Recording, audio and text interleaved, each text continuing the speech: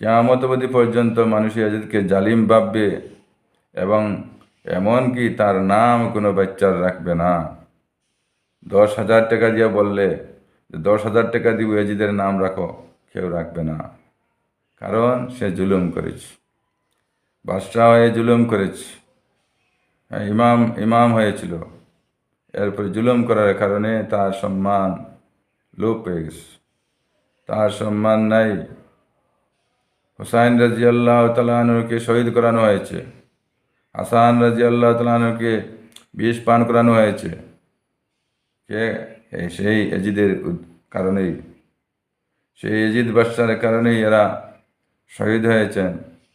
এই জন্যই তার নাম মানুষে এজিদ ভাবে গালি, ভাবিয়ানে এজিদ নামটাই গালি, আসলে এজিদ নামটাই গালি নয়, জুলুম করার কারণে তার নামটা গালি হয়ে গেল, এজিদটার নামটা গালি হয়ে গেল।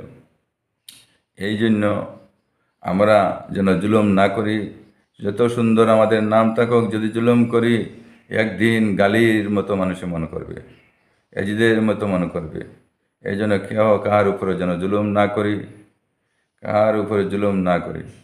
আমরা দুনিয়া থেকে চলে যাব, একদিন চলে যাব, একদিন চলে যাব, আমাদের সামনে মওত আছে, একদিন চলে যাব, আমাদের সামনে কবর আছে, একদিন চলে যাব, আমাদের সামনে কিয়ামতের মাঠ আছে, হাসরের বিচার আছে, আল্লাহর সামনে সান্নিধ্যে হাজির হইতে হবে, আল্লাহর সামনে পৌঁছতে হবে, আল্লাহর সামনে হাজির হইতে হবে। তাই আমরা এখন থেকে নিয়ত করি যেন আমরা কোনোদিন জুলুম করব না, কার উপর অত্যাচার করব না, কার উপর জুলুম করব না, কাকে হিংসা করব না, কারো প্রতি হিংসা বিদ্বেষ করব না, কারো প্রতি গীবত করব না, কারও গীবত করব না।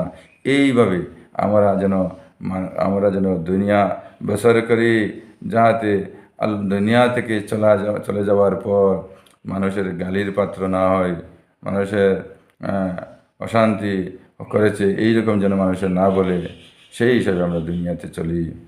আমরা ইমান বানাইয়া চলি, আমল সহি করে চলি। আমলকে যদি সহি না বানায়, আমলকে যদি সুন্দর না বানায়, আমলকে যদি সুন্দর না বানায়, কাল কিয়ামতের দিন আমলের হিসাব লওয়া হবে, আমল গণনা করা হবে না, আমলকে ওজন দেওয়া হবে। কাল কিয়ামতের দিন আমলের ওজন দেওয়া হবে। আমাদের ওজন, আমলের যদি ওজন থাকে তাহলে আমরা জান্নাতি হয়ে যাব, আর আমল যদি হালকা হয়ে যায় তাহলে জাহান্নামী হয়ে যাব।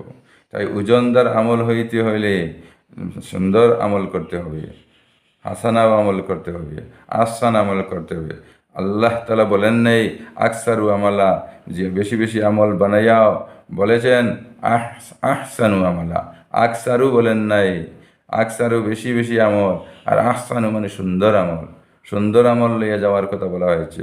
তাই আমরা সুন্দর আমল বানাইতে হইলে আল্লাহর সামনে খাড়া হইতে হবে, আল্লাহকে রুকু দিতে হবে, আল্লাহকে সিজদা দিতে হবে, আল্লাহর ধ্যান দিলের মধ্যে রাখতে হবে, আল্লাহর থেকে হওয়ার একদিন দিলের মধ্যে আনতে হবে।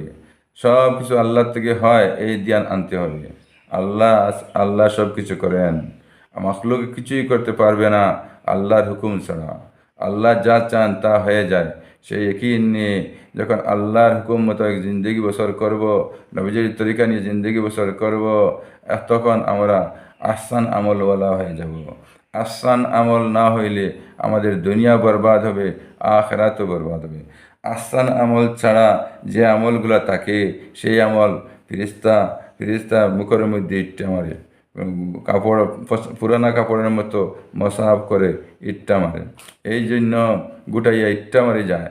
আর যদি আহসান আমল হয় তাহলে তারা দোয়া দিতে থাকে, তারা মাগফিরাতের দোয়া দেয়, ফিরিস্তারা মাগফিরাতের দোয়া দেয়, ফিরিস্তারা রহমতের দোয়া দেয়। এই জন্য আমরা আহসান আমল বানাইবার চেষ্টা করি, শান্তির সহিত নামাজ পড়ার চেষ্টা করি, নামাজের মধ্যে গিয়ে উড়াদোড়া না করি, নামাজের মধ্যে গিয়া শান্তির সহিত নামাজ পড়ি, জামাতে নামাজ পড়ার চেষ্টা করি, রুকু যেন আল্লাহকে দেওয়ার চেষ্টা করি, রুকুর মধ্যে আল্লাহর ধ্যান জমাইবার চেষ্টা করি, সিদ্ধার মধ্যে আল্লাহর ধ্যান জমাইবার চেষ্টা করি, সিদ্ধা যেন আল্লাহকে দিই, সিদ্ধার তসবিহ যেন আল্লাহকে শোনাই। এইভাবে আমরা করার চেষ্টা করি। প্রত্যেক আমল জবানে করতে হবে, দিলের মধ্যে রাখতে হবে, আর শান্তি শুনতে হবে। এইভাবে আমরা চেষ্টা করি, করবো তো ইনশাআল্লাহ। আল্লাহ তাআলা আমলের তৌফিক দান করেন।